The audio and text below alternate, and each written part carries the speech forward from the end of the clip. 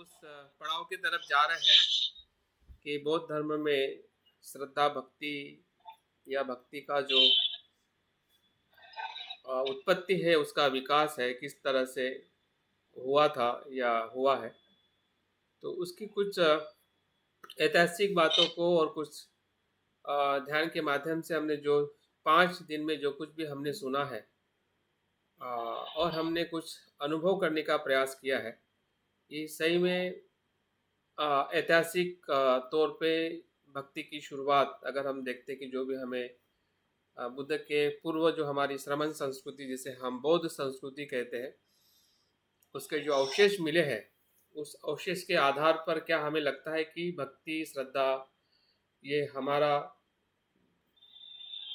तत्व नहीं है या औरों का लिया हुआ आचरण है, क्या हमारा खुद के पूर्वजों का या हमारी जो विरासत रही है, जो प्रज्ञा और शील और समाधि के आधार पर जो धर्म रहा है, उसके आधार पर की हुई जो कुछ भी विकसित हुई जो हमारी जो संस्कृति जो थी, उसी संस्कृति के स्रोत से बौद्ध धर्म में जो आज हम अलग अलग प्रकार से बुद्ध के प्रति जो श्रद्धा भाव या कोई बौद्ध परंपरा में हमें एक भक्ति का जो आचरण दिखाई देता है, और हम भी कहीं ना कहीं उस मार्ग पे कम ज़्यादा हम आचरण करने का प्रयास कर रहे हैं।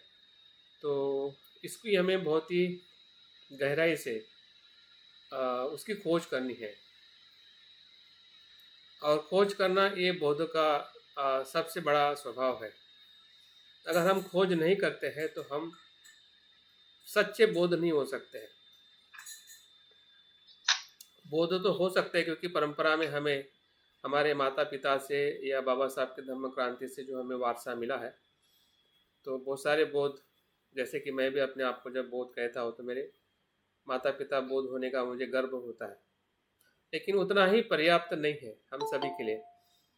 और हमें लोगों को भी बताना है कि भाई इतना पर्याप्त नहीं है, इसको आप खोजिए, जानिए कि सही अर्थ में बुद्ध का अ, जीवन या बुद्ध के पहले भी जो हमारी परंपराएं रही है, उसके बारे में हम कितना जानते हैं और कितनी और जानने की हमें ज़रूरत है। अगर हमें ऐसा लगता है कि ज़रूरत ही नहीं है, सब कुछ जो बाबा साहब की रचना है उसी में ही सब कुछ समाविष्ट है, तो मुझे लगता है कि ये हमारे लिए भी और बाबा साहब के लिए भी ये उतना उचित नहीं है। बाबा साहब स्वयं भी ऐसा हमसे नहीं कहते हैं कि जो मैंने दिया उसमें ही हमें समाधान होना है। हमें ढूंढना है कि बाबा साहब ने जो लिखा है कहा है, उसके मूल स्रोत कहाँ से आए हैं और किस प्रकार से उसका ब्राह्मणीकरण हुआ है, या किस प्रकार से उस बौद्ध सिद्धांतों को उन्होंने एक गलत तरीके से गलत आदर्श के साथ में जोड़कर उसका पूरा अशुद्धिकरण किया है। इसको खोजना और फिर से हमारी जो शुद्ध धर्म का जो सिद्धांत है, संस्कृति है या आचरण है, उसके तरफ हमें फिर से वापस आना है। अभी कितना आ रहे हैं, कितना आ सकते हैं, हमारे स्वयं के खोज और प्रयास पे ही निर्भर करता है। अगर हम नहीं खोजेंगे तो बहुत सारी जो संभ्रमता आज आपके और हमारे इस जनरेशन में है, तो आने वाली जनरेशन में इससे भी कहीं अधिक हो सकती है। हो सकता है कि हमारा आने वाला जनरेशन बौद्ध धर्म के सिर्फ बौद्धिक पक्ष को ही स्वीकार करे और भावनिक और श्रद्धा का पक्ष बिल्कुल नकार कर दे, और इसके लिए जिम्मेदार हम स्वयं रहने वाले हैं। आप आपके बच्चों को या परिवार के आने वाले लोगों को आप ये नहीं कह सकते कि आप ऐसा क्यों सोच रहे हैं, आप ऐसा क्यों आचरण कर रहे हैं, क्योंकि हमने ही उसको सिखाया है। लेकिन बाबा साहब ने नहीं सिखाया है। बाबा साहब की अगर हम श्रद्धा का पक्ष हम जब देखेंगे, तब हम भी आश्चर्यचकित हो जाएंगे कि बाबा साहब इस प्रकार से बुद्ध के प्रति श्रद्धा भक्ति का भाव बाबा साहब में था, क्योंकि उसके बारे में हमें ज़्यादा साहित्य नहीं मिलता है या घटनाओं का जिक्र ज़्यादा किया नहीं जाता है। इसलिए हमें लगता है कि बाबा साहब सिर्फ बौद्धिक रूप में ही बाबा साहब ने हमें बौद्ध धर्म दिया है। लेकिन बौद्धिक रूप में तो हमें दिया ही है, लेकिन उसका जो और गहरा जो शुद्ध रूप जो है वो भावनिक है। जब तक भावना ही नहीं बदलेगी तो व्यक्ति और समाज भी बदल नहीं सकता है, ये बाबा साहब को पता था। और इसलिए उन्होंने रैशनल बौद्धिकता की बात की, लेकिन बौद्धिकता को शरण नहीं गए। तर्क की बाबा साहब ने बात की, लेकिन तर्क को वो शरण नहीं गए हैं। तर्क के साथ में अनुभव जो है, जब तक तर्क के साथ अनुभव नहीं आता है और उस अनुभव को जब हम नहीं देखते, तब तक तर्क भी एक प्रकार से आंखें है लेकिन पैर नहीं है। आपके पास में आंखें हैं लेकिन चलने के लिए पैर नहीं है। ऐसी हालत हमारी हो रही है बहुत सारे लोगों की। अगर हम बौद्ध लोगों को देखते हैं, लिखे पढ़े लोग जब बुद्ध का उस प्रकार से आ, आ, सकारात्मकता से उसे रिस्पेक्ट नहीं करते हैं, उनके प्रति उनकी संवेदनाएं नहीं होती है, लोगों के प्रति उनका जो भाव जो है वो कहीं ना कहीं सूक्ष्म निष्क्रिय, क्या मतलब कह सकते हैं कि सिर्फ बौद्धिक स्तर पे ही वो सीमित हो चुका है। तो हमारे लिए बहुत सारे चैलेंज है अगर हम अपने समाज की बात करते हैं, और उसके अलावा भी जो समाज इधर आना चाहता है, बौद्ध बनना चाहता है, जो धर्मांतर की प्रक्रिया इतने गति से बाबा साहब के 1956 के बाद जो गति, हर साल हजारों लोग लाखों लोग बौद्ध बन चुके हैं, और हर एक कोई नेता हो या बौद्ध धर्म को आगे बढ़ाने वाला उपासक हो या उपासिका हो, धर्मांतर को लेके बहुत प्रयास कर रहे हैं। संख्या ज़रूर बढ़ रही है, बढ़ने वाली है, और हमारे लिए उसका सकारात्मक उसके प्रति प्रतिसाद भी होना चाहिए। लेकिन जब हम उन्हीं संख्या के भाव को देखते हैं कि सही में जो धर्मांतर करने वाले का भाव और होने वाले का भाव क्या था, तो हमें कहीं ना कहीं दोनों तरफ के जो पक्ष जो है हमें बहुत ही बौद्धिक और बहुत ही अस्पष्ट दिखाई देते हैं। तो उसका कारण ही है कि कहीं ना कहीं हम बौद्ध धर्म के जो भावनिक पक्ष जो है, भावनिक जो दृष्टि जो है, उधर कहीं ना कहीं हमारी अस्पष्टता है, और इसी अस्पष्टता को अच्छी तरह से उसको समझने के लिए ये कोर्स का हमें बहुत लाभ होने वाला है।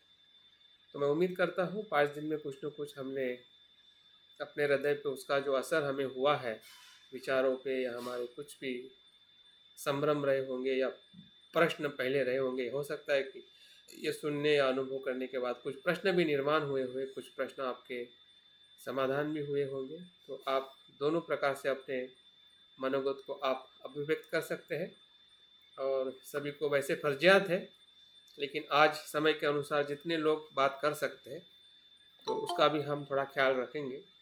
लेकिन बाकी जो लोग अगर बाकी रह जाते हैं, रहेंगे कि अगर हम संख्या को देखते हैं उसके हिसाब से, तो फिर से हम उसका जो कंटिन्यू रिपोर्टिंग जो है शुक्रवार को 2 दिन के बाद फिर से हम उन व्यक्तियों को हम समय देने वाले हैं।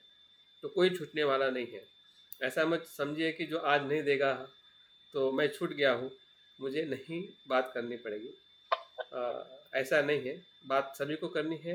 भले आप 5 मिनट बात करो, 2 मिनट बात करो, लेकिन आपकी बात आपके चिंतन से, आपके अनुभव से बाहर आनी है। तभी आपके लिए भी ये कोर्स लाभदायी होगा, हमारे बीच में जो बाकी सभी लोग हैं उनको भी लाभदायी होगा, और मुझे भी समझ में आएगा कि सही में जिस दिशा से हम साथ में मिलके चल रहे हैं, उसी दिशा में हम कुछ न कुछ प्रगति या कुछ न कुछ स्टेप्स हम आगे बढ़ रहे हैं। फिर ऐसा ना हो कि मैं आगे निकल जाऊं और आप में से काफ़ी लोग पीछे रह जाए। तो हम उम्मीद करते हैं कि हम साथ में हैं, साथ में रहेंगे और साथ में आगे जाएंगे।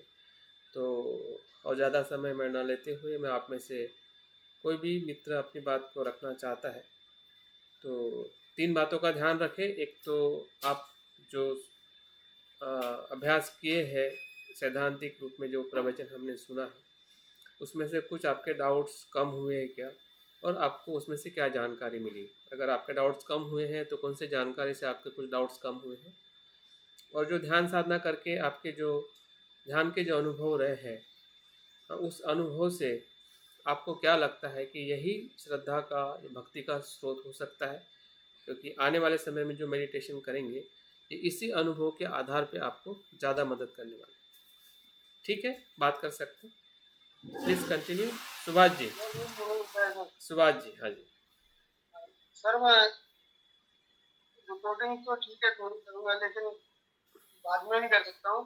पर एक सवाल मेरे मन में बहुत उससे गूंज रहा है, तो मैं उसकी बात करना चाह रहा हूँ। ठीक है, बता दीजिए। आपका नाम बताइए, कहाँ से है, बाद में फिर आपका सवाल या रिपोर्टिंग कर सकते हैं। सुभाष चंद्र, 152 पश्चिमपुरी, आगरा में रहता हूँ। यही मेरा परिचय। हाँ ठीक है, प्रश्न बताइए।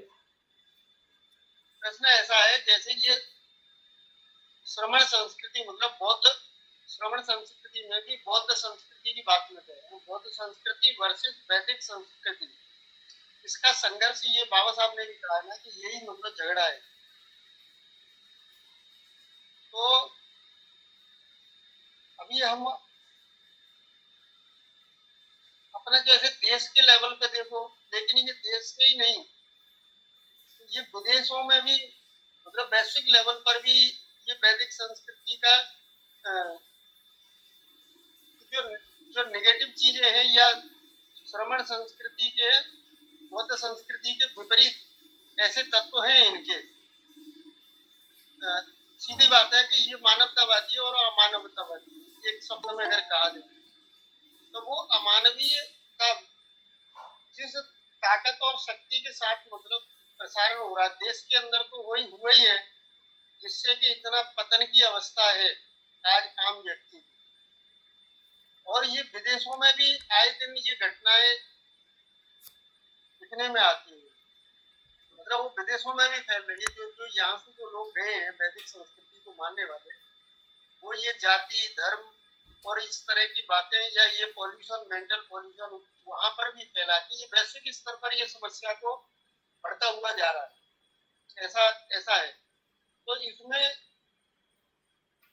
समाधान किस तरह से क्या नजर आता है, मतलब बुद्धिज्म के साथ साथ, जबकि जैसे मैं ये हर दिन पढ़ता हूँ, ये पूजा की किताब है ना जो, इसमें बोधिसत्व प्रतिज्ञा लिखी है ये, तो हमारा मार्ग मतलब बोधिसत्व करके ये है कि अनंत प्राणी है, हम शपथ ग्रहण करें कि सभी को भव सागर के पार करेंगे, मतलब दुख से मुक्त करें करने की बात कह रहे हैं।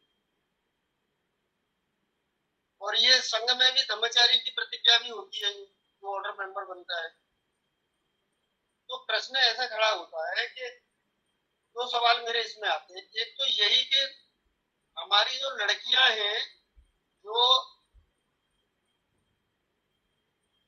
बौद्ध संस्कृति या मूल निवासी संस्कृति के लोग हैं, वो अभी अंतरजातीय विवाह की बात कुछ कुछ बाबा साहब ने भी कहा था, लेकिन अंतरजातीय विवाह कास्ट क्रीड के जो दुर्भावना को रूट आउट करने के लिए पर्याप्त नहीं था, ऐसा भी बताया। तो उन्होंने बुद्ध धम्म की बात कही। ये जैसे वैदिक संस्कृति के लोगों के साथ अगर हमारी लड़कियां भी या ये अंतरजातीय विवाह की बात करते हैं, तो क्या उस संस्कृति को कब दुष्परिणाम उनके जीवन पर आएगा और कुछ सुधार तो होना संभव लगता नहीं। तो इसमें क्या मतलब कहेंगे। और एक तरफ जो जब हम बुद्धिज्म को जिस ध्यान के स्तर पर अनुभव करते हैं कि हमारा अस्तित्व ही मतलब अनात्म है, अनित्य है, और फिर वो चाहे वैदिक संस्कृति का व्यक्ति हो या फिर मतलब बौद्ध संस्कृति का व्यक्ति हो, मूल रूप से सभी का अस्तित्व समान है। तो वहां एकाकार की बात आती है, मैत्री करुणा की बात आती है, और ये सब बातें आती हैं, और उनके आनंद से हम आनंदित भी होते हैं, ये बात भी सही है। लेकिन जब इस तरह के तथ्य जो अभ्यास में आए हैं, इनको भी हम नकार नहीं सकते। संस्कृति का अडल्ट्रेशन हो रहा है, उसका मतलब हाईजैक कर रहे हैं, क्या कर रहे हैं, तो तमाम सारी बातें आ रही हैं जिसके दुष्परिणाम अल्टीमेटली तो ह्यूमैनिटी को ही बियर करने पड़ेंगे। और फिर वो जो भी हमारे बोधिसत्व या बुद्ध बनेंगे उन्हीं को डिफिकल्टी आ रही है। तो ऐसे ये एक चरित्र चित्रण मेरे मन में आ रहा था और इसमें बहुत सारे सवाल भी आपको समझ में आ रहे होंगे कि क्या करें। ठीक तो है, आप ठीक। इस पर कुछ मतलब समाधान दें तो हाँ अच्छा। हाँ हाँ, बात करते हैं प्रश्नों को लेके हम। आ, एक साथ में प्रश्न का हम समाधान अलग अलग, जैसे कि आपका प्रश्न मैंने नोट डाउन कर लिया है। आप रिपोर्टिंग कुछ कहना करना चाहते हैं कि आप? हाँ, रिपोर्टिंग में ठीक है, मैं रिपोर्टिंग भी कर देता हूँ। ये तो सत्य है कि जो 27 मतलब तथागत बुद्ध के अलावा 27 बुद्ध मतलब अतीत में होके गए। तो अभी ये सुनी जाती थी बात, लेकिन ये जो आर्कियोलॉजी सर्वे के एविडेंस दिए या जो आपने जानकारी दी है, मोहनजोदड़ो हड़प्पा की खुदाई की बातें बताई हैं, इन सब से मेरा एक तो विश्वास बढ़ा है इस बात पे कि ये सत्य है और इतने समय से मतलब बुद्ध हुए हैं और ये वर्तमान बुद्ध है, इसके आगे भी बुद्ध होंगे।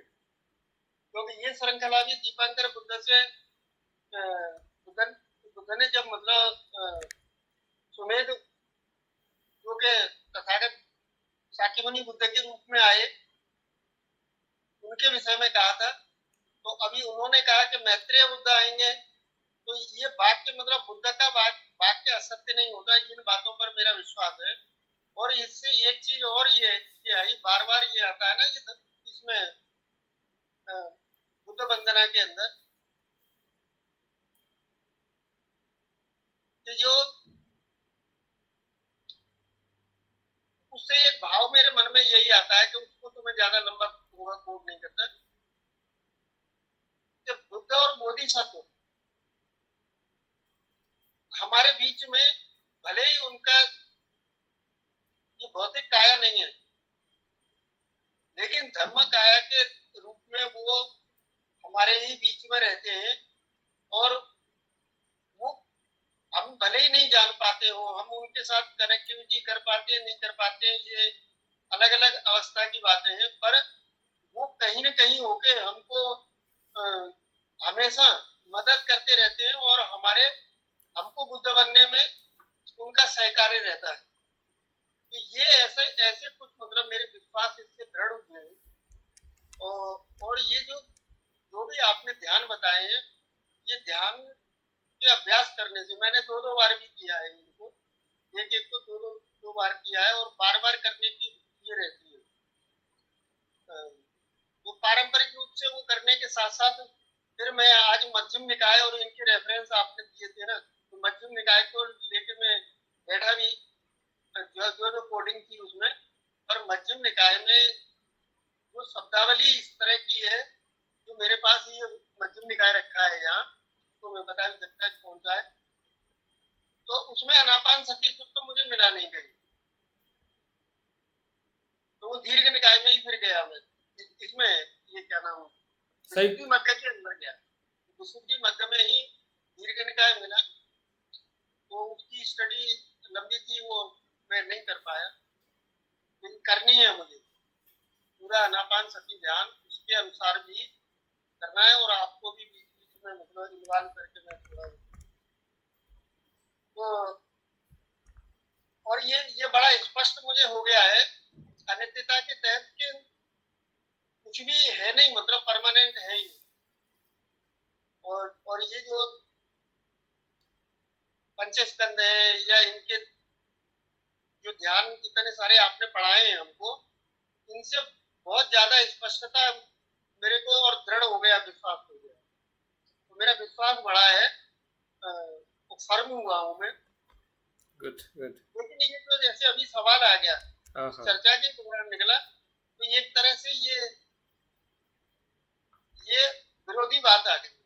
ठीक, बात करते हैं उसके बारे में। थैंक यू वेरी तो मच। ठीक है, थैंक यू। मैं अभी इतना ही कह के अपनी बात ओके ओके, साधु साधु मैं साधु। भी रहूँ। नेक्स्ट।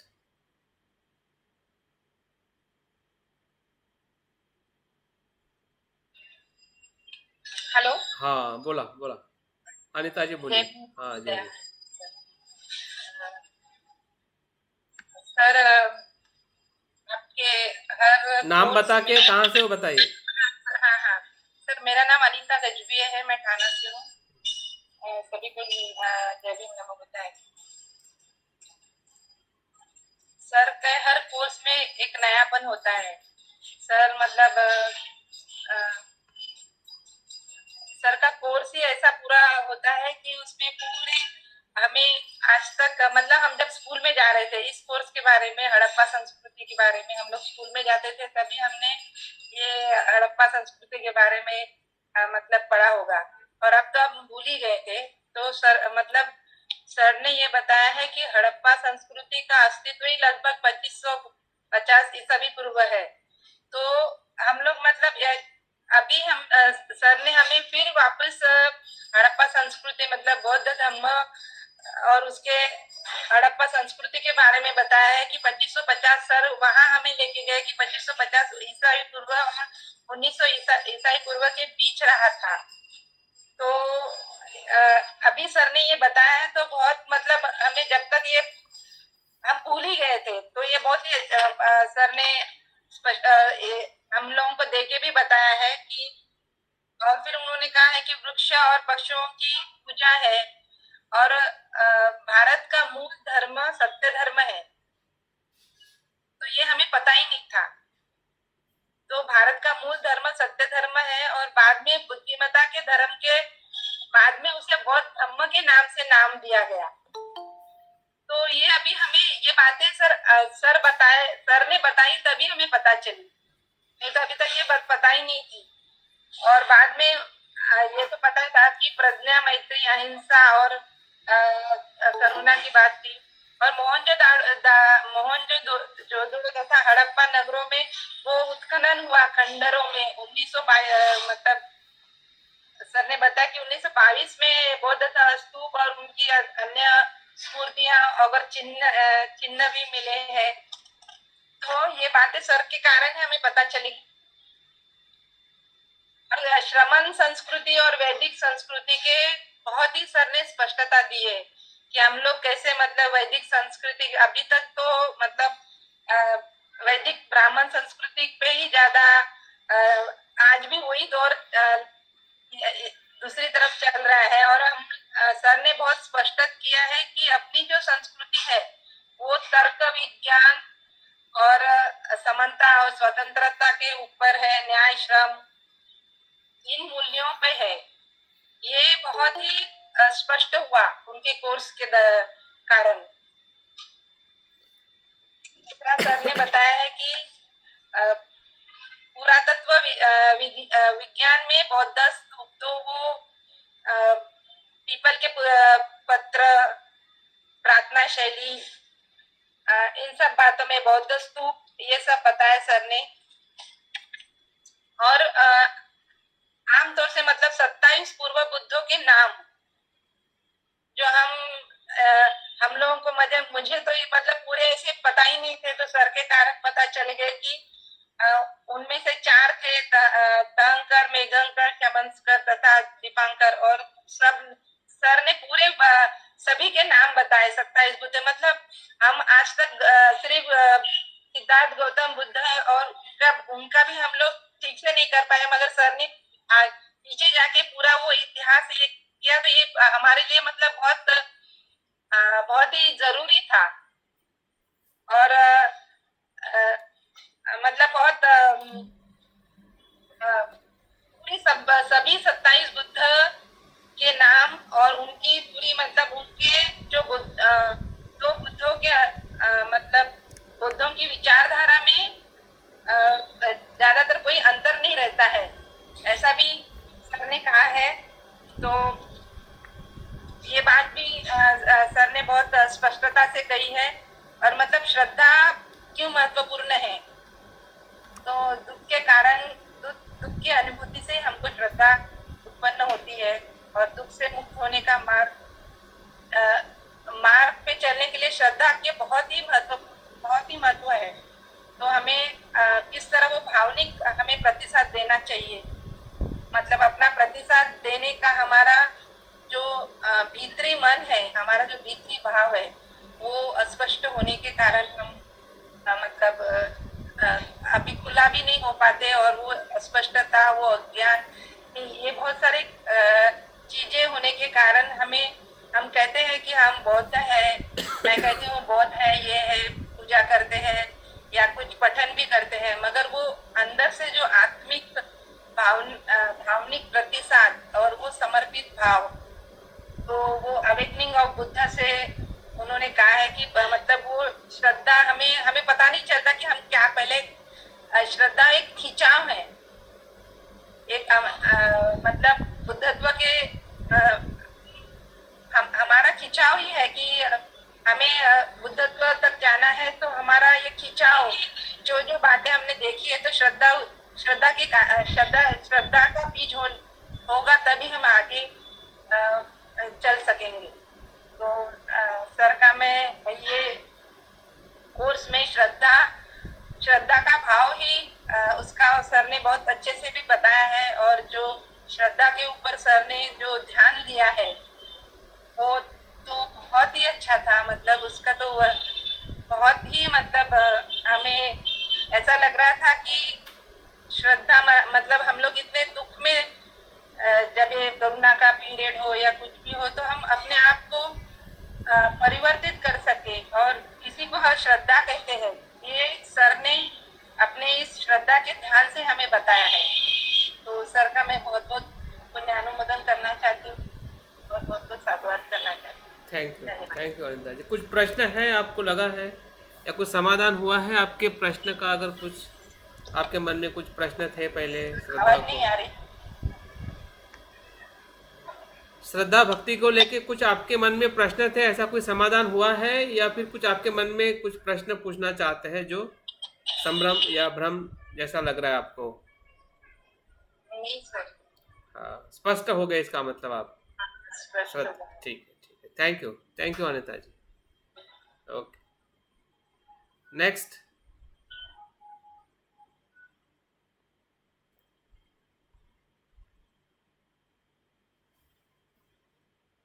कैसे भी फूट सकते हैं या फिर मुझे नाम लेके फोड़ना पड़ेगा? हेलो। हाँ, यस।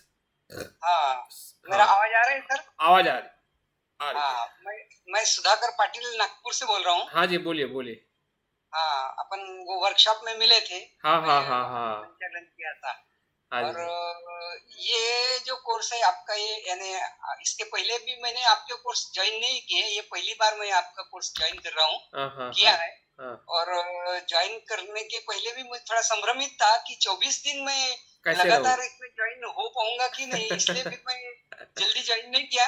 लेकिन आखिरी के दिन में मैंने ये कोर्स ज्वाइन किया फिर, कि मैं बोला ठीक है, जितने भी अपन कर सकेंगे। तो लेकिन मैं यानी कोशिश कर रहा हूँ कि रोज मैं ज्वाइन हूँ। और आपके जो लेक्चर्स है, तो लेक्चर्स में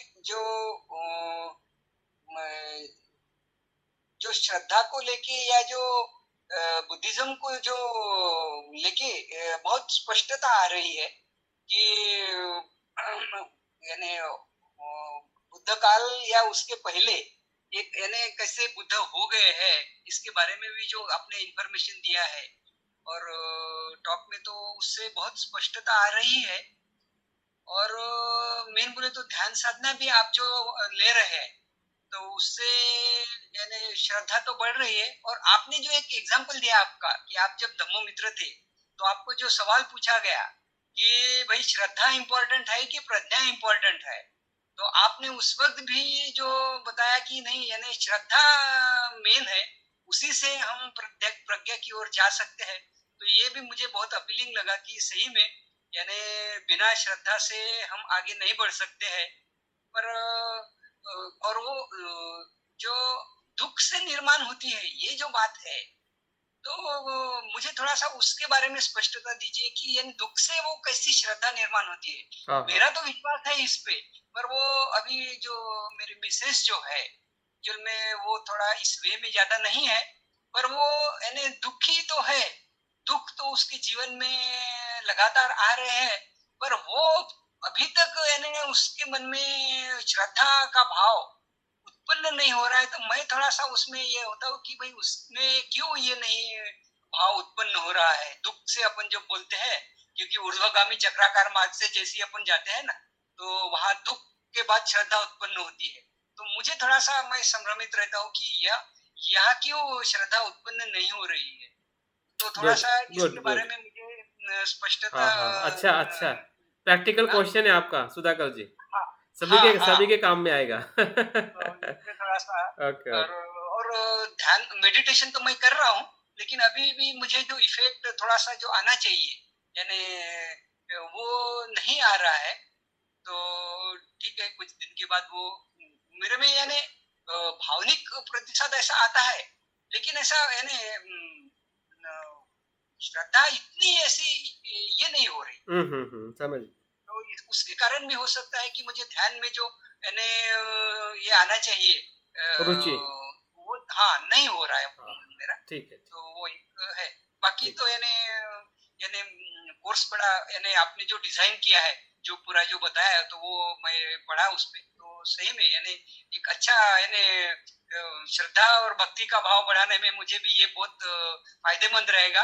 हाँ? और गुड आपका बहुत गुड बहुत गुड गुड पुण्यानुमोदन। थैंक मुझे यू बड़ा थैंक अच्छा यू लगा। थैंक यू सुधाकर जी बहुत ही अच्छा ओके बताया आपने गुड थैंक यू ओके। और कोई नेक्स्ट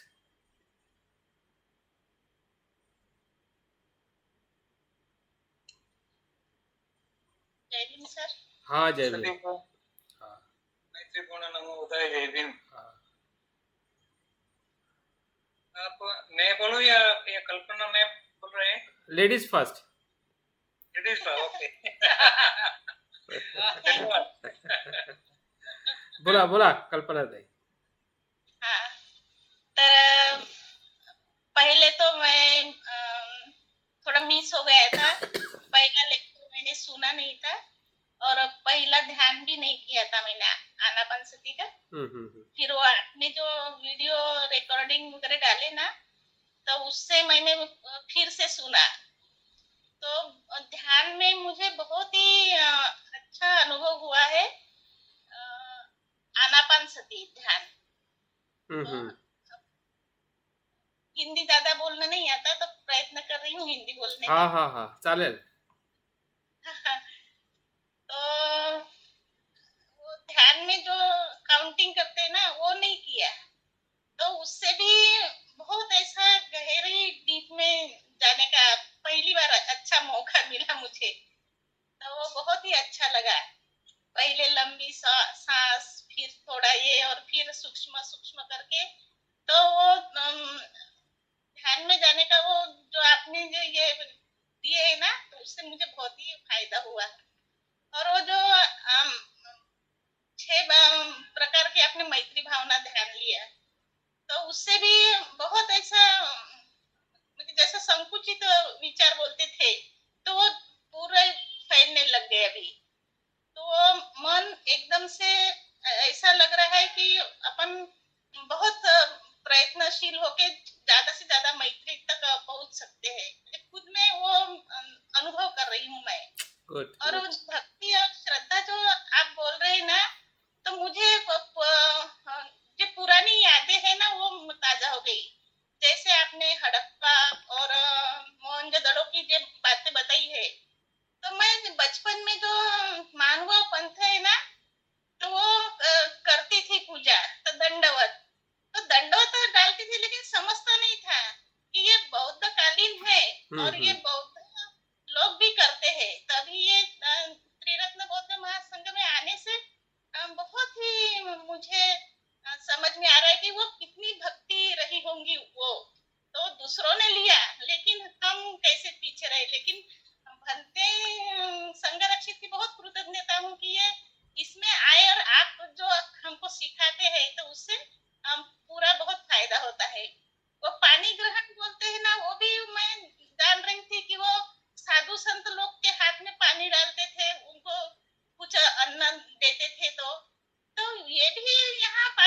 दिखा मुझे, शादी में भी दिखा, जो वहाँ धम्मचारी दीक्षा होती है वहाँ भी दिखा।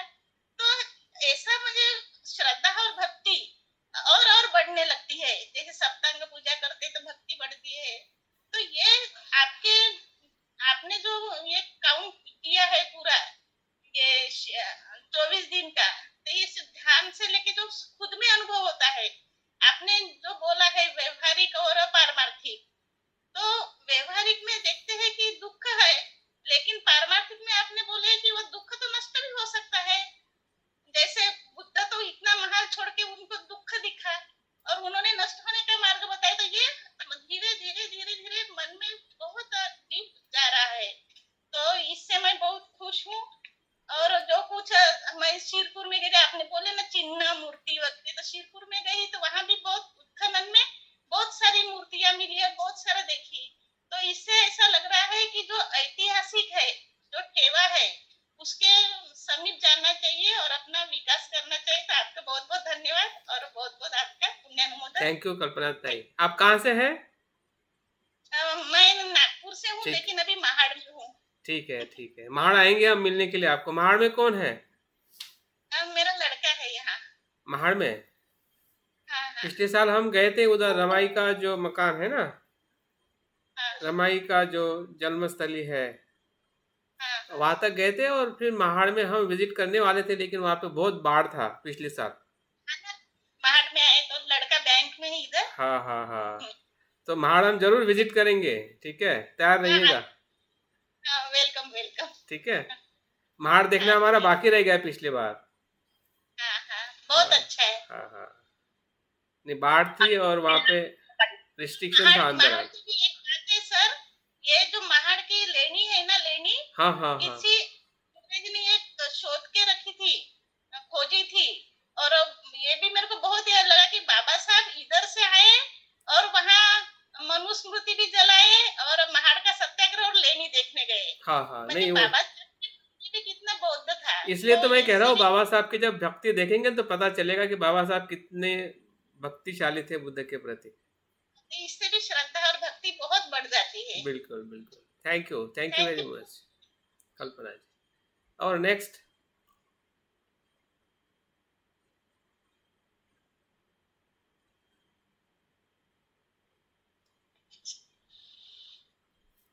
हाँ अमरश्री भाई।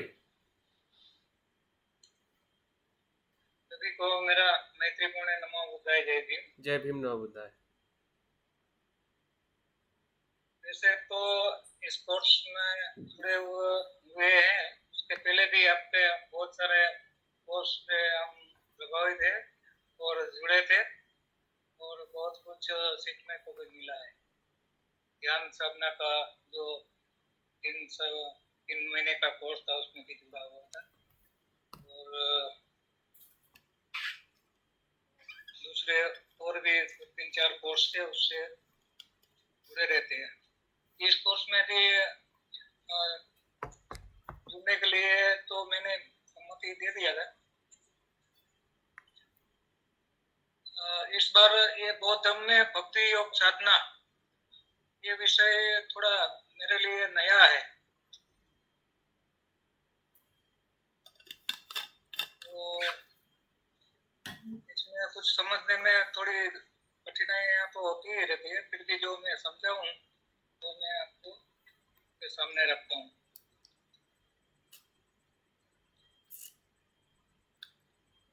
गौतम में भक्ति योग साधना के विषय में श्रद्धा का महत्व की है या प्रज्ञा, ये आपने बताया। तो श्रद्धा से ज्यादा प्रज्ञा महत्व की होती है, लेकिन श्रद्धा को जब तक नहीं समझते तब तक प्रज्ञा को नहीं समझ सकते, ये जानने को मिला है। और बुद्ध धर्म में हमें श्रद्धा होने से हमारा 3 बंधन टूट सकता है, तो ये श्रद्धा का ये महत्व है जरूर। और पंच धर्मेंद्रिय में भी श्रद्धा और प्रज्ञा को जुड़ी हुई रहती है। श्रद्धा और प्रज्ञा का संबंध क्या है? तो बुद्ध के प्रति प्रेम तो भक्ति है, अनुराग है।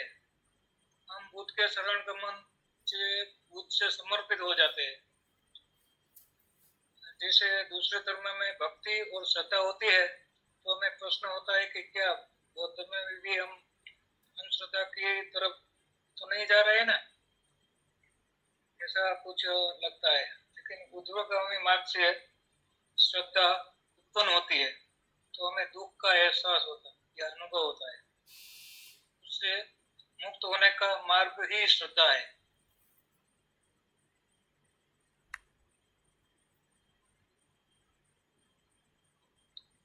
अरे भाई जी, और हमारे ए हिंदू धर्म में ए श्रद्धा अरे का भाई जी, उद्देश्य बीच या बात स्वरूप कौन ये ना रहता का?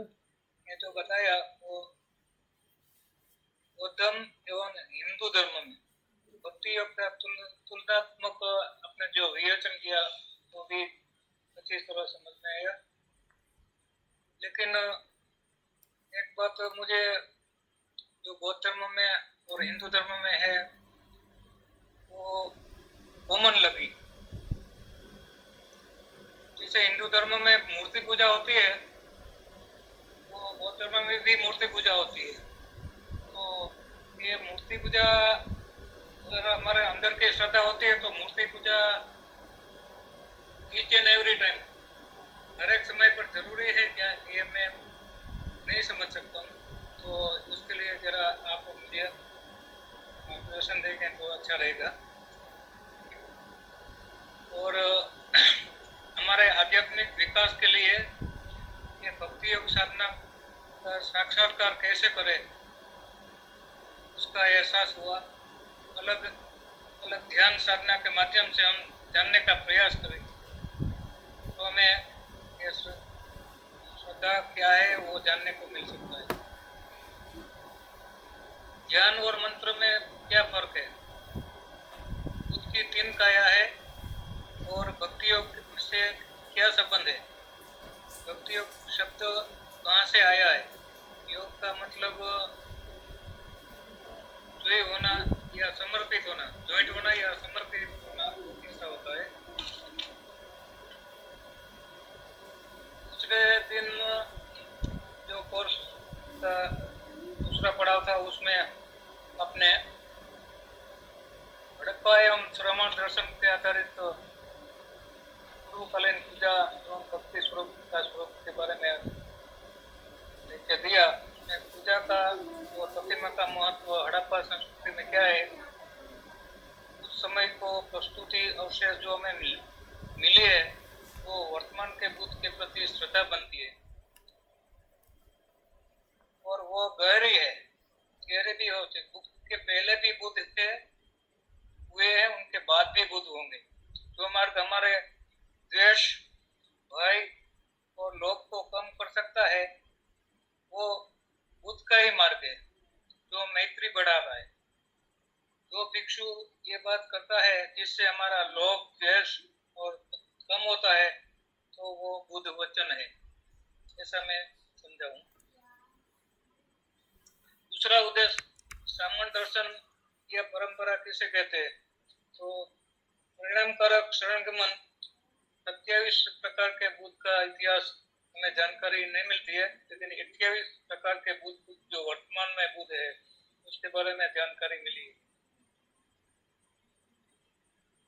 तो आज का हिंदू धर्म जो है वो बौद्ध धर्म का ही एक स्वरूप है।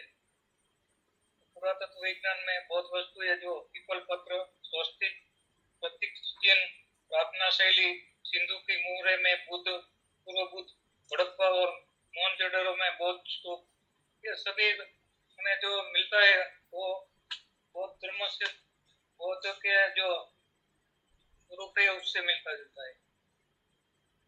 और ये दोनों के बाद आपने जो ध्यान साधना का मेडिटेशन करवाया उसमें पहले आनापानसति ध्यान, बाद में मैत्री नेता ध्यान और उसके बाद श्रद्धा का जो ध्यान मॉर्निंग में करवाया उससे हमारी श्रद्धा बहुत बढ़ी है। और ऐसे ही हम जुड़े रहते हैं और आपके साथ ये धम्म का ज्ञान लेते रहेंगे तो हम डेफिनेटली श्रोतापन की ओर जा सकते हैं, ऐसा मेरा विश्वास है। Thank you very much sir. ठीक है, थैंक यू वेरी मच। श्रद्धा को मजबूत बना रहे हैं ऐसा लग रहा है। गुड अमरीश भाई, गो अहेड, थैंक यू। और नेक्स्ट।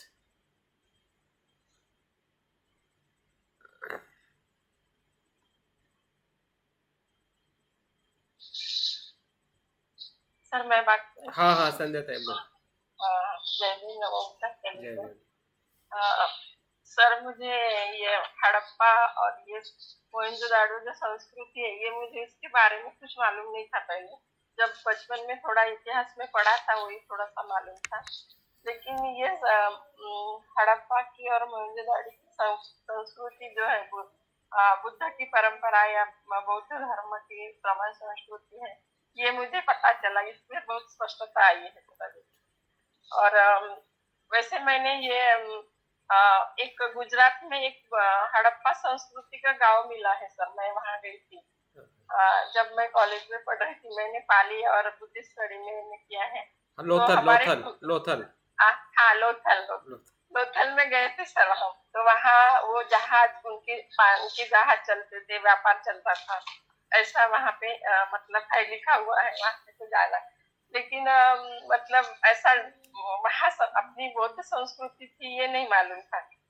और अभी बहुत मतलब स्पष्टता हुई है कैसे श्रमण वैदिकों ने कैसा आक्रमण किया हमारे संस्कृति के ऊपर और अपना लिया। और हम लोग इतने अज्ञान में रहे कि हम सोचते रहे कि ये हमारा नहीं है, ये उनका ही है, उनका ही है। तो अभी बहुत पछतावा हो रहा है ये पढ़ के कि हम कितने अज्ञानी थे और सब हमारा होते हुए भी हम अपना नहीं कह सकते थे।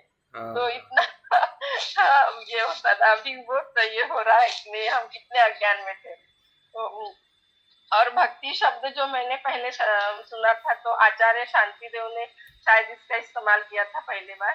तो ये श्रद्धा शिविर जब हुआ था हमारा, तो श्रद्धा शिविर में हमें बताया था, तब से मुझे ये भक्ति शब्द मालूम था। नहीं तो पहले मैं भी भक्ति यानी जो नाम भी बच्चों का लड़की का रखते थे ना भक्ति, तो मैं बोलती क्या ये हिंदू नाम रखा है ऐसा मैं सोचती थी। लेकिन अभी वो भी स्पष्ट हो गया कि भक्ति तो हमारा ही शब्द है। हम भक्ति यानी गहरी श्रद्धा, ये श्रद्धा हमारी बुद्ध के प्रति इतनी गहरी श्रद्धा है, तो ये भक्ति हमारा ही शब्द है। तो ये अभी बहुत स्पष्ट हो गया है। और उसमें वो भेद भी स्पष्ट हो गया है, जैसे ब्राह्मण संस्कृति में और वैदिक संस्कृति में क्या भेद है ये भी स्पष्ट हो गया है। वो कैसे अंधश्रद्धा मानते हैं और हमारी संस्कृति कैसी समानता, मैत्री, विज्ञान, स्वतंत्रता इसके ऊपर आधारित है, ये सब स्पष्ट हो गया। और ध्यान का अनुभव तो बहुत ही अच्छा रहा सर। और आपने जो इजाद किया है नया ध्यान श्रद्धा भावना का, उससे तो बहुत श्रद्धा बढ़ी है। और वो मैं तो कल भी मतलब कल रात में भी किया वो सोते टाइम ध्यान, तो मुझे बहुत अच्छा लगा वो ध्यान और नींद भी अच्छे से आ गई।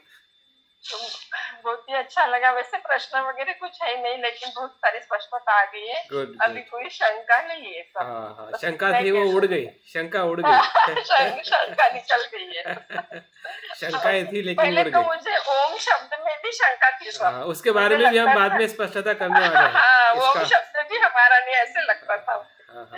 उसके भी स्पष्टता करेंगे। हाँ ओके सर, थैंक यू। आप नाम बता दीजिए कहाँ से, ताकि बाकी लोगों को पता चले।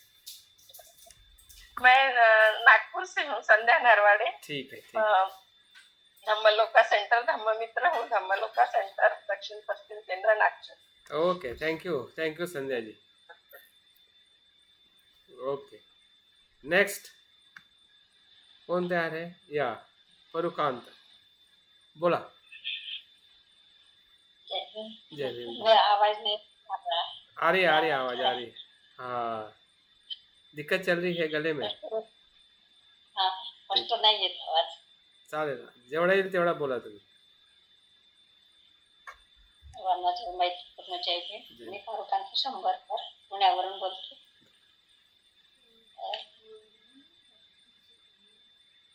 मुझे भी ये मोहनजोदड़ो और हड़प्पा का इतना पता नहीं था कि ये बौद्ध संस्कृति है।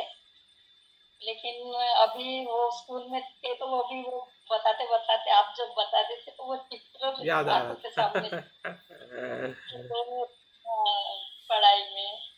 तो लेकिन अभी ये वो बौद्ध संस्कृति अभी ध्यान में नहीं आया ना, बहुत सालों हाँ सही। तो यह भी पता चला कि वो बौद्ध संस्कृति है अपनी, और स्त्रियों की पूजा करते थे, ये अभी पता चला है।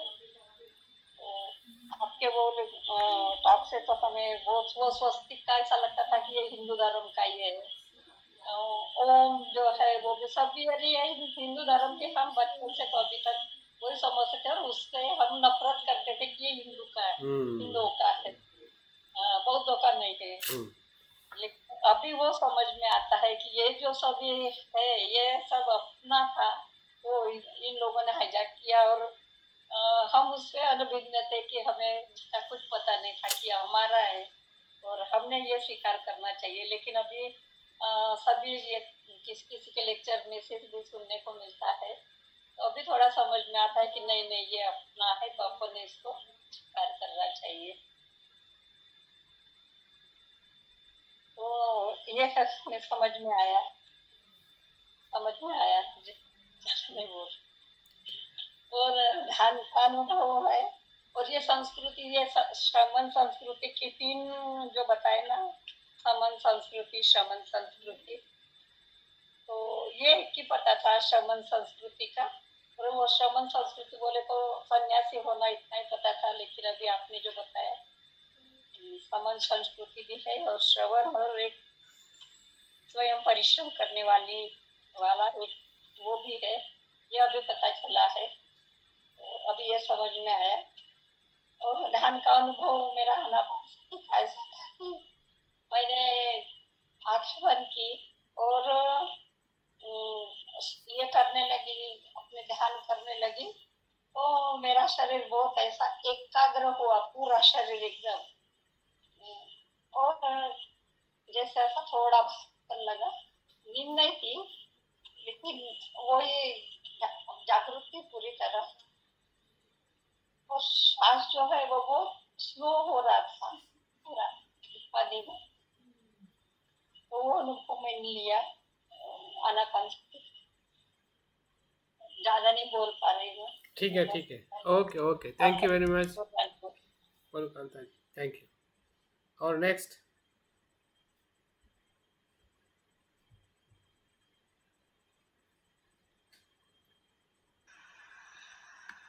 मैं बोलता हूँ सर। हाँ, बोलिए। हरिचंद सिंह, मैं तिरतन बौद्ध महासभा देहरादून केंद्र से हम मित्र हूँ। अभी 13 मार्च को हम मित्र की हुई है। अभी तो खैर नहीं है, सीख रहे हैं धम्म के ऊपर। बहुत सारी संभ्रमताएं थी खैर, लेकिन आपके लेक्चर से ये हड़प्पा संस्कृति से बहुत सारी चीज़ें ना, मोहनजोदड़ो और हमारी जो धार्मिक तत्व हैं, जैसे वृक्षों की पूजा हो, या बहुत सारे जो बुद्धिज्म के शब्द है ना कि पीपल वृक्ष है, स्वास्तिक है, या श्रमण संस्कृति क्या होती है, वो काफ़ी चीज़ें निकल गई हैं। और श्रद्धा, मुझे लगता है कि श्रद्धा का जो एक पार्ट है वो तर्क के आधार पे, जहाँ तर्क से ना श्रद्धा का मतलब तर्क है, और उसमें साक्ष्यों के आधार पे जो चीज़ हम एक्सेप्ट करते हैं ना, तो वो श्रद्धा एक बहुत ही महान होती है, और वो ज़्यादा दृढ़ होती है। मेरे अपने आप को मैं मानता हूँ, मेरा तो काफ़ी रूपांतरण हो रहा है कि मैं आपको अपने जीवन का 5-6 महीने में बता सकता हूँ कि ध्यान करने में 15-20 मिनट बड़ी मुश्किल से बैठा जाता था। और आज की डेट में मैं काफ़ी एकाग्रचित होके 1 घंटे से पहले कभी उठता नहीं। अब कोई वेदना या इस तरह की कुछ ना, बहुत सारी कम हुई है मालूम ना। तो मैं अपने जीवन में मानता हूँ कि काफ़ी रूपांतरण एक तरीके से हो रहा है। और दूसरा मेरा मानना ये है कि हम एक विज्ञान की तरह है, यानी कि हम वो क्रमबद्ध तरीके से, तो सतत प्रक्रिया में, जैसे हम किसी साइंस के बारे में पढ़ते हैं ना, किसी वस्तु को क्रमबद्ध तरीका, सिस्टमेटिक और निरंतर, तो ऐसे ही मुझे लगता है कि धर्म के बारे में भी जब तक हम क्रमबद्ध यानी कि सिस्टमेटिक होके और निरंतर अध्ययन ना करें या भावनात्मक रूप से ग्रहण ना करें, तब तक आई थिंक मेरे ख्याल आता नहीं है। ये मेरा अपना मानना है। दूसरा, मेरे 2 हैं प्रश्न संभ्रम में है खाली। ध्यान भी तीनों प्रकार के जो ध्यान आपने कराए हैं ना, आनापानसती और मैत्री भावना और श्रद्धा भावना, तो मेरे लिए भी नया बिल्कुल है, बहुत ही बेहतरीन अनुभव रहा है, बहुत अच्छा अनुभव रहा है। ये 2 प्रश्न है मेरे ये कि अभी तक जितने ये 27 बुद्ध हुए हैं और 28 भी होने वाले हैं, जिसमें मैत्री बुद्ध की बात हम सुन रहे हैं, उसमें ये 2 जैसे मेरी अपनी जानकारी है संदर्भ में कि वो ब्राह्मण धर्म से या क्षेत्रीय धर्म से हैं सारे अभी तक। ये पहले तो किसी और जाति से क्यों नहीं है? दूसरा एक प्रश्न है कि उसमें अभी तक कोई महिला क्यों नहीं बन पाई है सम्यक संबुद्धना, या बन पाई है तो हमारी जानकारी में नहीं है। बस आपका इसमें बहुत बहुत पुण्य होगा ना, धन्यवाद आपका, बहुत बहुत आभार। मैं इतना ही।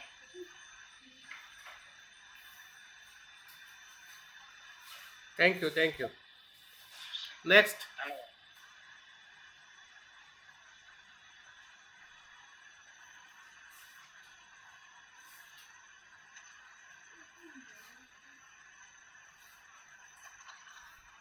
और नेक्स्ट, और कोई बात कर सकता है?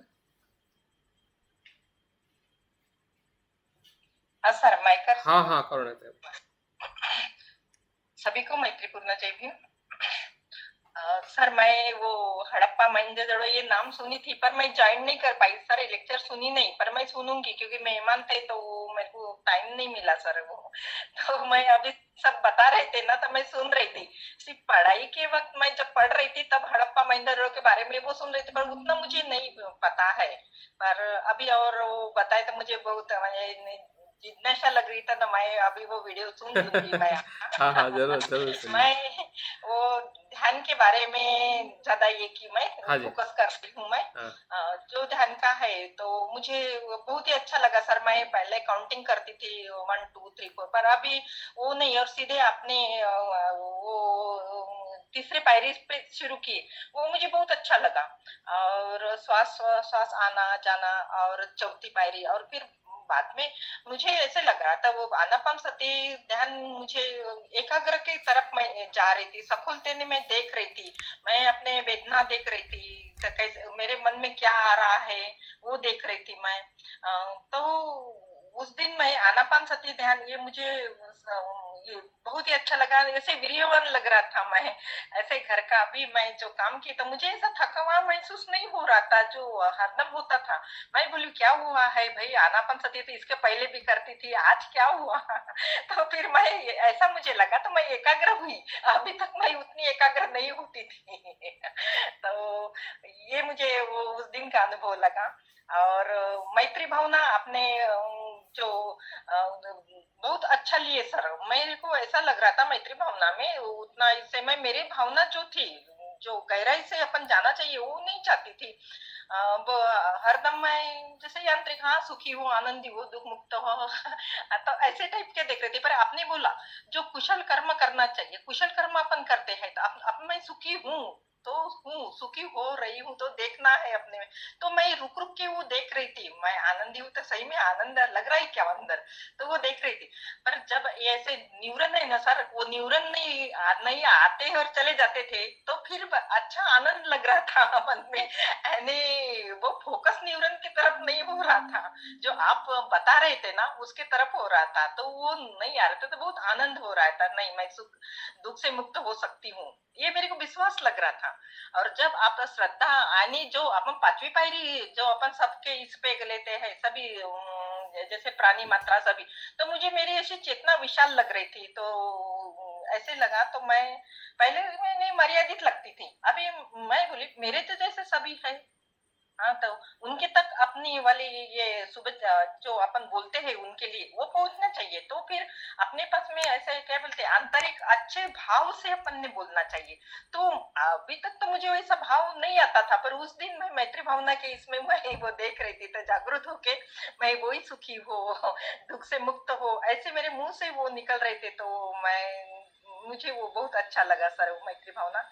आणि श्रद्धा यानी वही मुझे श्रद्धा भावना का जो ध्यान लिया कल, तो मुझे यही लगा, तो जो मैं आनापानसती मैत्री भावना ली, यही तो मैं बुद्ध की तरफ से आ गया है ये वाला। और उन्होंने कितनी अच्छी अपना हमको दिए है। और हम अभी तक तो मैं इतना दिन से हूँ इसमें रत्न बुद्ध महासंघ में, पर उतना गहराई से मैं नहीं जा रही थी। जो गहराई से आपने ये किया, तो मेरे को बुद्ध के बारे में इतना गहरी ये लग रही थी श्रद्धा, तो मैं बता नहीं सकती सर। अभी भी कोई आते हैं तो मैं अभी घर में, हमारे घर में आना जाना ज्यादा रहता है, तो मैं जल्दी जल्दी काम करके मैं यहाँ बैठ जाती हूँ आपके लेक्चर सुनने के लिए। मैं मिस नहीं करना चाहती जो भक्ति योग है। तो पहले मेरे को बस लगा तो नहीं, मैं ज्वाइन नहीं होंगे, भक्ति भक्ति का हिंदू धर्म का है, मुझे ज्वाइन नहीं करना है। पर मैं वो आपका लेक्चर सुनी हूँ अपना नागपुर के इसमें जो वर्कशॉप, और मैं आपको मिली तो नहीं नहीं बोली कुछ तो भी खास है अपन ज्वाइन होना चाहिए, कुछ तो भी मिलेगा मुझे। हाँ सही में सर वो मिल गया। मैं ध्यान के इसमें अभी 3 दिन के देखी हूँ। बहुत बहुत पुनर्मोदन सर, और बहुत चला बहुत चला, धन्यवाद। थैंक यू करुणा जी, आपकी ऐसी करुणा बढ़ते रहे। और जैसे कि किसी ने प्रश्न किया ना, स्त्री बोधिसत्व बुद्ध क्यों नहीं होती है, तो पहले बोधिसत्व होना पड़ेगा तो बुद्ध हो जाएंगे।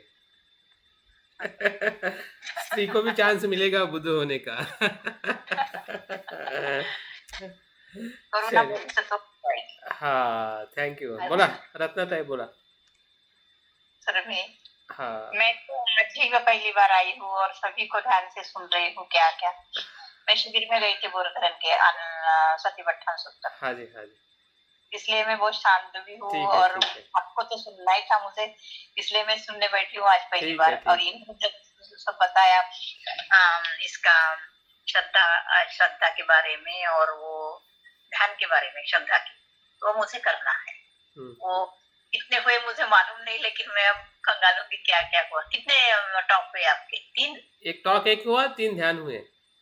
हाँ ध्यान देखना है मुझे, मैं ध्यान में ही प्रोग्रेस करना चाहती हूँ। आपके तो टॉक सुनती हूँ और ध्यान आपके टॉक भी इसलिए करती हूँ कि ध्यान मेरा अच्छा बने। चलिए नेक्स्ट टाइम, हाँ हाँ नेक्स्ट टाइम, ओके ओके। और बोला वर्षा ताई, बोला। जय भीम सर्वांना। हाँ खूप छान, म्हणजे जस्ट अभ्यासाला मी मराठीमध्ये सांगते, हिंदीमध्ये काही एवढं हे होणार नाही. तर जसं म्हणजे अभ्यास हा आला भक्ती योग, तर मला असं वाटतं की असं वाटलं की काय आहे भक्ती. आणि जेव्हा मी आता हे जॉईन केलं आणि हडप्पा मोहनजोदडो हे ऐकलं, तर मला 7व्या वर्गामध्ये हा लेसन होता आणि तेच सर्व म्हणजे चित्र हे सर्व डोळ्यात पुढे तिथे. पण हे बौद्ध संस्कृती आहे माहित होतं, तर ते त्याच्यामुळे ना खूप म्हणजे खूप चांगलं वाटत होतं मला ते. आणि त्याच्यामध्ये असं अजून काय म्हणते, मनामध्ये असं निर्माण होतं की खरंच ही किती संस्कृती दडलेली होती आणि खूप चांगलं वाटत होतं.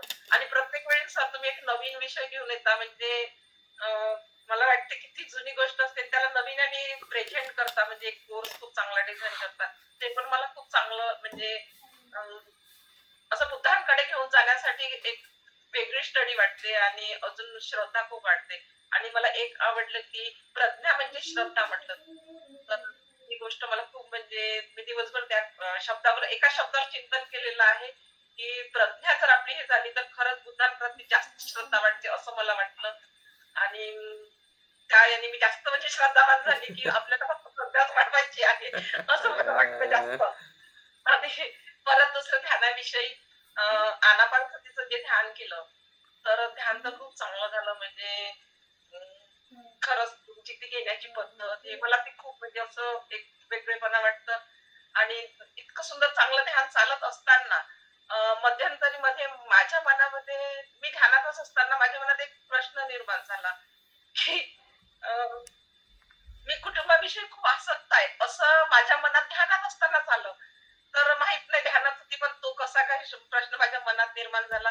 पण तुमचा समोरून एक म्हणजे तुम्ही जे काही सांगत होते, तर ते काय आलं की जे काही आपण ध्यान करत आहोत यातला आनंद हा खूप म्हणजे मोठा आहे. आणि ते असं, तर मी जे म्हणजे माझ्या मनात जो निर्माण झाला, तर तुम्ही त्याच्यावर जे बोलले, तर मला काय वाटलं की मला माझ्या मनातलं ओळखत. माहित नाही की चुकीची असू शकते, पण मला असं त्या वेळेला एकदम म्हणजे हे झालं. आणि खूप म्हणजे अशी माझी श्रद्धा वाढायला मदत झाली की जशी म्हणजे एखाद्या गोष्टीमध्ये मी हे होते, तर मला कोणीतरी येऊन असं सांगतं की हे असं नाही असं आहे, आणि म्हणते की काय म्हणजे आता बुद्ध तर स्वतः येऊन सांगू शकणार नाही असं वाटतं. तर माध्यम दुसरे, जसं आता तुमचा शब्द तो होता. आणि मैत्री भावनेच्या पण ध्यानामध्ये तेच खूप चांगली मैत्री भावनेचं ध्यान होतं. चांगल्या ते अगदी म्हणजे जे काही कॉमेंट्री असते तुमची खूप चांगली समोर नेण्यासाठी आणि स्वतः म्हणजे ते शब्द हे तर खूप चांगलं ध्यान होतं. आणि त्याच्यामध्ये काय झालं की तेव्हा त्या दिवशी मला तेच झालं की जी एक मैत्रीण होती तिच्याविषयी मला काय वाटलं की तिने मला मैत्री द्यावी. म्हणजे ध्यानामध्ये माहित नाही सडनली एकदम विचार असा येऊन गेला आणि तुम्ही तिकडनं म्हटलं की आपण मैत्री करायची आहे तर मी आता सांगू शकत नाही म्हणजे त्याच्यावर पण मी खूप विचार केला. मी आत्याजवळ पण माझ्या बोलून दाखवलं की असं का मला म्हणजे एकदम होऊन गेलं आणि म्हटलं नाही मी का बरं असं काय दुसऱ्यांनी माझ्यावर मैत्री करावं. मी पुढाकार घेतला पाहिजे आणि मी मैत्री केली पाहिजे आणि खरं मला असं वाटते की तुमच्या स्टडीने हळूहळू नाही थोडा थोडा चांगला विकास होत आहे. तर खूप खूप धन्यवाद. खूप खूप पुण्य आणि असं तोच डिसाईड करून आम्हाला पुढे पुढे घेऊन चला. बिलकुल बिलकुल धम्माच्या रस्सीला पकडून ठेवा. रस्सी तुम्हाला संसार पार करेल. धन्यवाद सर. थैंक यू और नेक्स्ट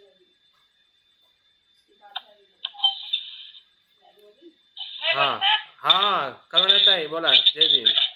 नमो बुद्धाय सबको. जय भीम नमो बुद्धाय. मुझे भी ये बहुत अच्छा लगा. ये मोहनजोदड़ो हड़प्पा वाला तो कहानी ऐसे सुने थे लेकिन बुद्ध के वो प्रकृति का विकास होते होते कहाँ तक मोहनजोदड़ो से लेके अभी विकास कहाँ तक पहुंच गया विज्ञान तक ये सब बताते थे. लेकिन अभी इसमें बुद्ध भगवान के इसमें भी खुदाई से पता चल रहा है कि मोहनजोदड़ो के पहले से भगवान बुद्ध का शासन चल रहा था और ये थोड़ा थोड़ा मतलब था ही. लेकिन अभी बहुत अच्छा मतलब ये लगा उसका. और ध्यान साधना में तो ध्यान मेरा पहले बहुत अच्छा होता था लेकिन अभी पता नहीं बीच में कुछ इससे तबीयत की वजह से क्या है तो ऊपर ऊपर से ही जाता ध्यान अंदर मन मतलब जाता नहीं बाहर बाहर एक आप जैसे जैसे बोलते रहते बस वैसे वैसे देखते रहती हूँ ऐसा लगता है. और ये 28 बुद्ध वाले में तो वो महापरित्राण सूत्र है ना उसमें पूरे 28 बुद्ध का वंदना दिया है पूरे उसमें. तो वो मालूम है वो पहले से कि उसमें वो 27 बुद्ध हो गए हैं और 28 होने वाले हैं ये. और इसमें अच्छी मतलब ये दिया हुआ है. और आपने जो उसमें बताया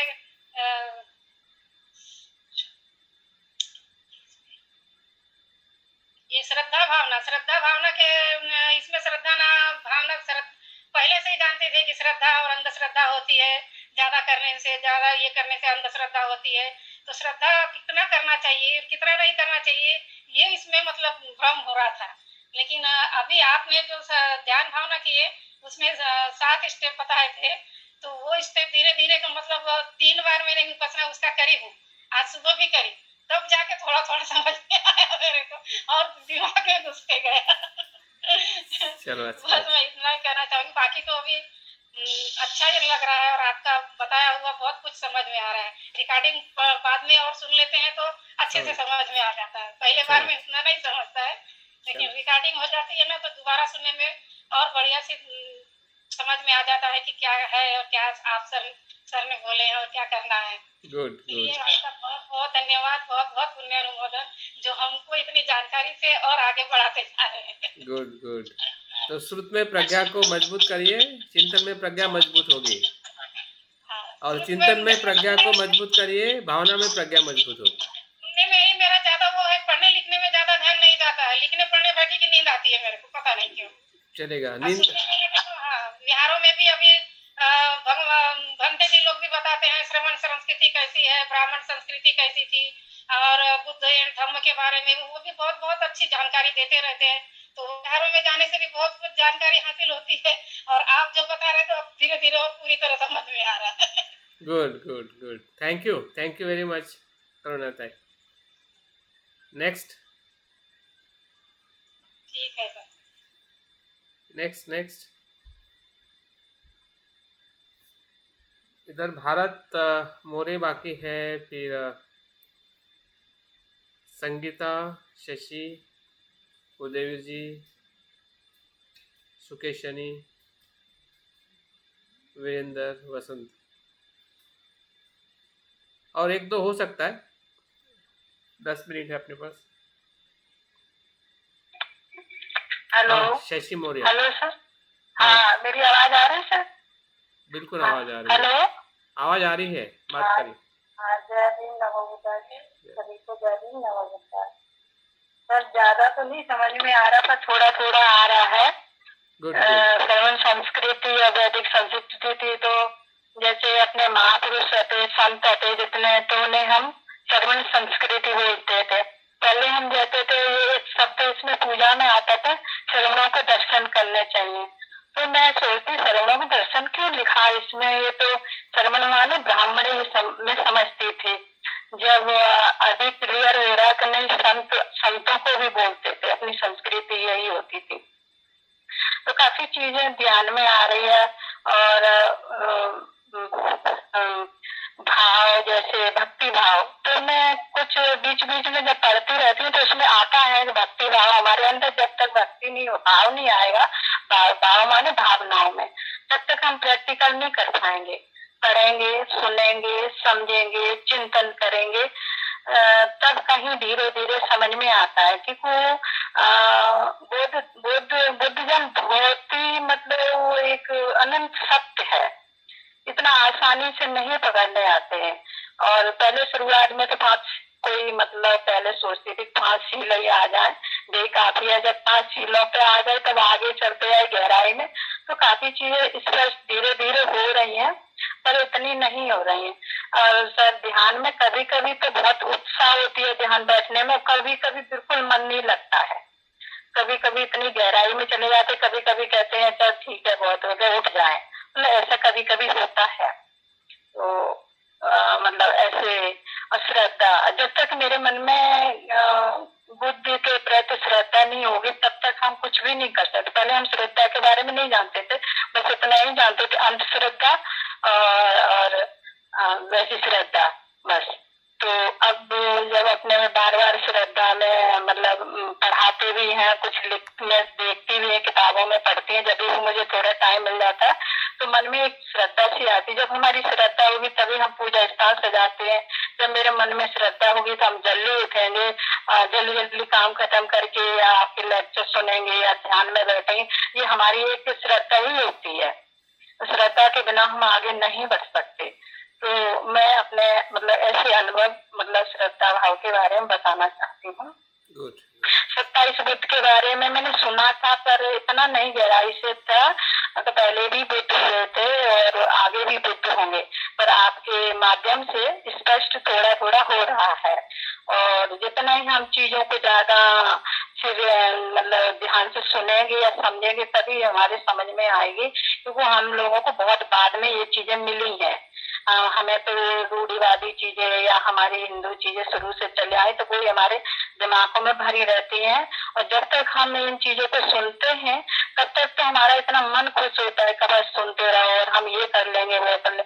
और जैसे हम उस चीजों में जाते हैं तो मन डमाडोल होने लगता है, यार हम सुनते क्या, ये हो क्या रहा है।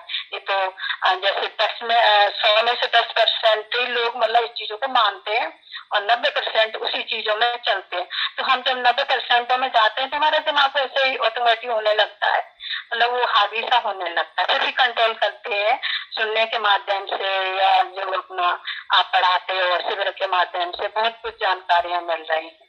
तो सर मैं अपना इतना ही अनुभव भी बताऊंगी और लास्ट में थोड़ा और आ जाएगा तो आप बताऊंगी। आपका बहुत बहुत धन्यवाद। Thank you Shashi, thank you very much. और कोई लास्ट? सर मैं बोलना चाहूंगी। यस सुकेश जी बोला। जय भीम सर, नमो बुद्धाय। जय भीम। सर सॉरी सर, मैं गाँव गई थी तो इसलिए मैं आपके सेशन अटेंड नहीं कर पाई थी स्टार्टिंग के। तो मैं ये मंडे का ध्यान शिविर और आज का पूरा वर्कशॉप अटेंड की हूँ। तो मुझे ये समझा है कि सब लोग 27 बुक की जो बात कर रहे हैं, तो मुझे वो वाला वीडियो पहले देखना है।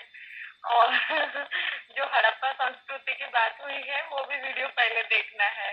तो इससे मुझे अंदाजा तो हो जाएगा कि मुझे क्या मतलब सबका मनोगत सुनने से यह आया कि श्रद्धा, और मेरी भी थॉट है कि श्रद्धा रखना चाहिए लेकिन अंधश्रद्धा नहीं रखना चाहिए। बहुत सारे लोग श्रद्धा रखते हैं, श्रद्धा के साथ फिर अंधश्रद्धा भी बहुत ज्यादा रखते हैं। तो हमें अपने मन को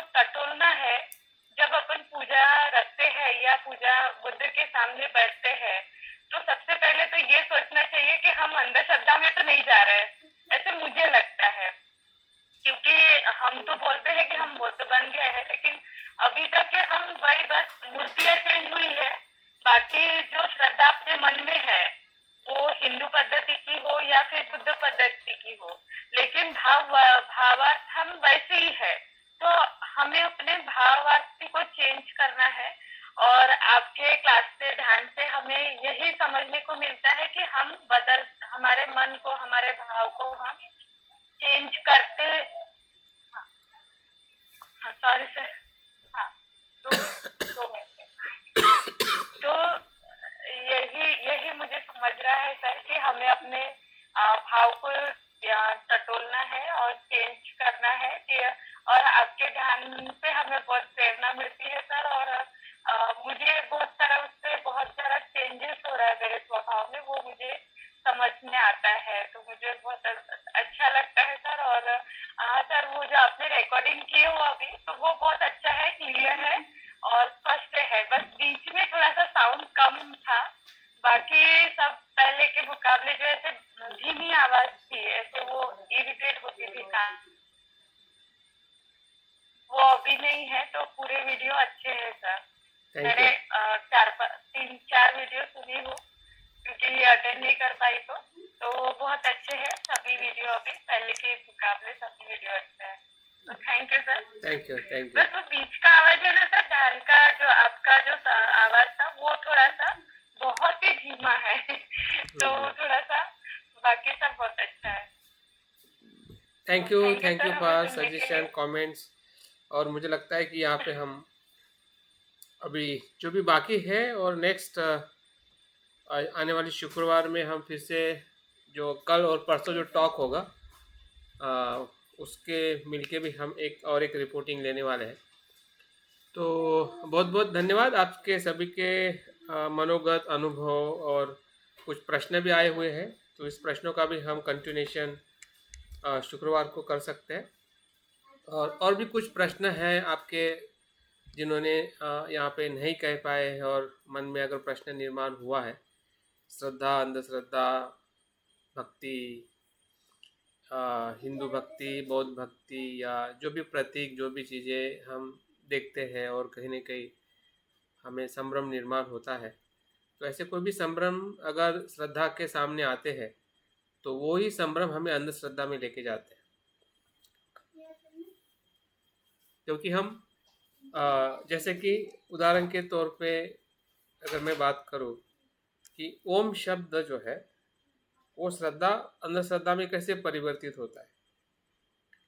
जब ओम शब्दों को अगर हमें इसका ओरिजिन पता नहीं है या हम पता नहीं करते हैं, और उसका इफ़ेक्ट क्या है, उसका महत्व क्या है, वो अगर हमें पता नहीं होता है, तो ओम करते करते हमें कहीं ना कहीं दूसरी जो उसकी फीलिंग है, क्योंकि अज्ञान तो हमें भी है, अज्ञान तो उनमें तो है ही जो ओम को ईश्वर के साथ जुड़े हुए हैं, लेकिन हमारा जो मन जो है वो अभी भी अज्ञान से भरा हुआ है, और अज्ञान के भरा रहने के कारण हमें सिखाया जाता है कि ओम शब्द बुद्ध से आया हुआ है या बुद्धत्व को रिप्रेजेंट करता है, लेकिन अगर हमें वो स्पष्टता नहीं है उस शब्द की, उस अर्थ की, तो वो शब्द हमारे लिए एक अंधश्रद्धा का रूपांतरण हो सकता है। ऐसे ही सब कुछ, जैसे कि सुकेश ने भी कहा है कि बुद्ध रूप को देख के क्या वो बुद्ध रूप हमारे लिए सही में बुद्ध रूप बुद्धत्व की तरफ ले जा रहा है, या वो हमें वहीं पे घुमा रहा है संसार में, या अंधश्रद्धा। तो दोनों बातें हैं, इसको हम धीरे धीरे आने वाले समय में जो हम उसके विषय के जो अन्य पहलू है, उसका अर्थ है या उसका अलग अलग उसका तत्व है, उस तत्व को अभ्यास करते हुए हमें समझ में आएगा।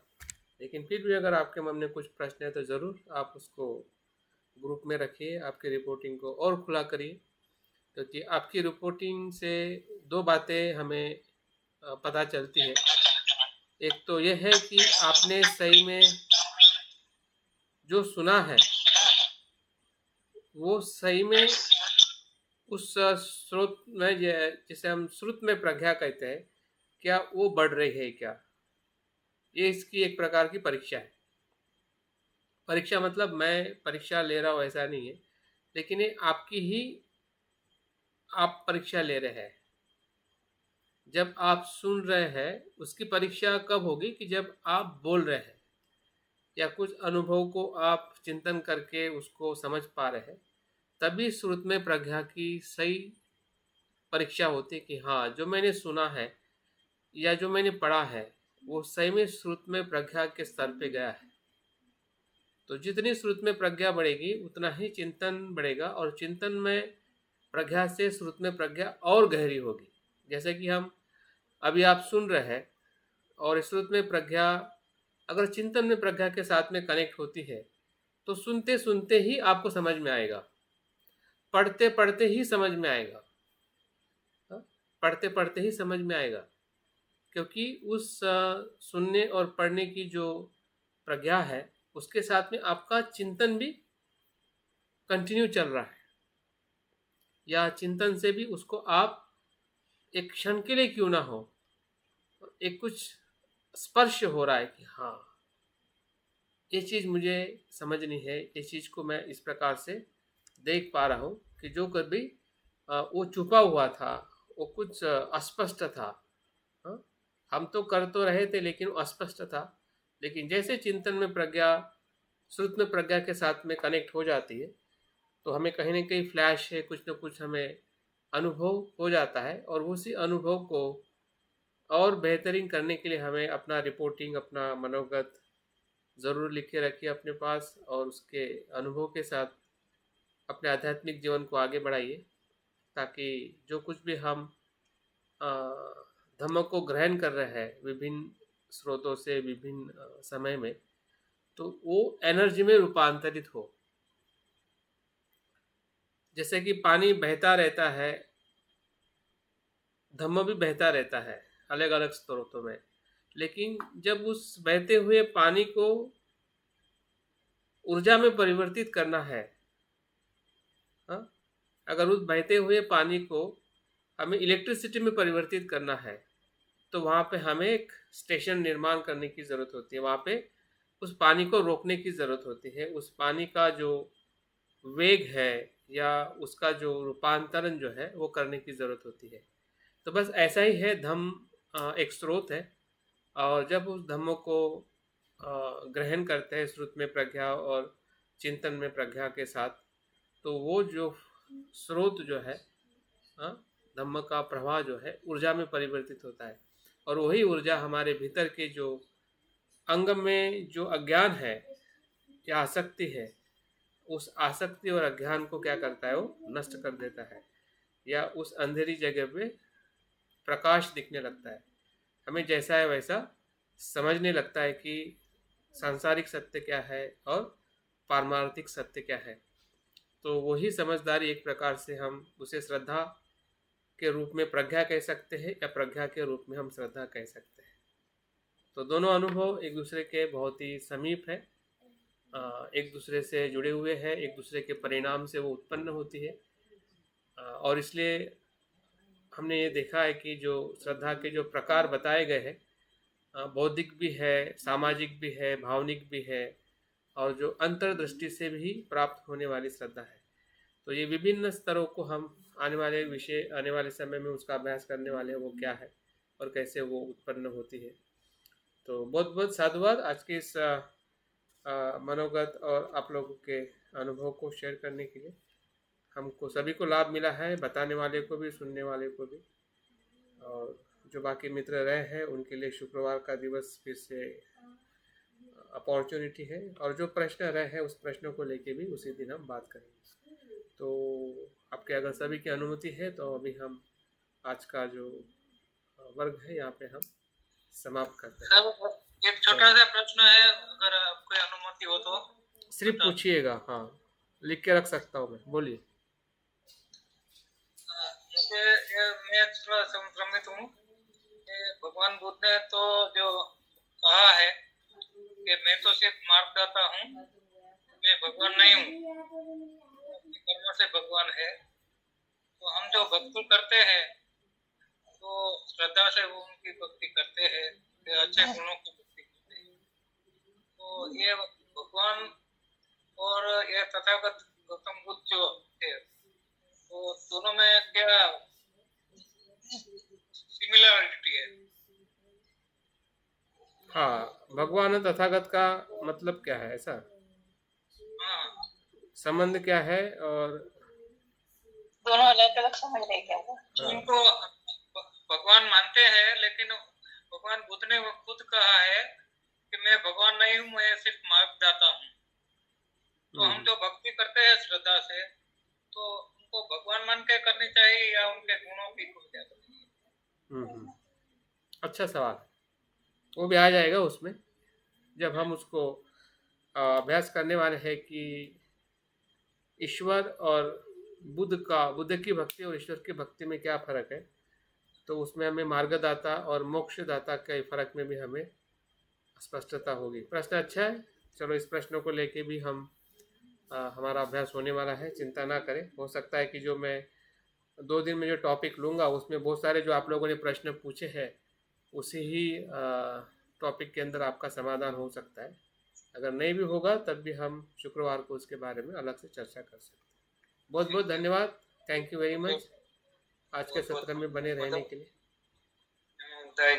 और इसका भी रिकॉर्डिंग किया है, जो भी अपने रिपोर्टिंग को और अन्य रिपोर्टिंग को सुनना चाहता है ज़रूर उस रिकॉर्डिंग का उपयोग कर सकते हैं।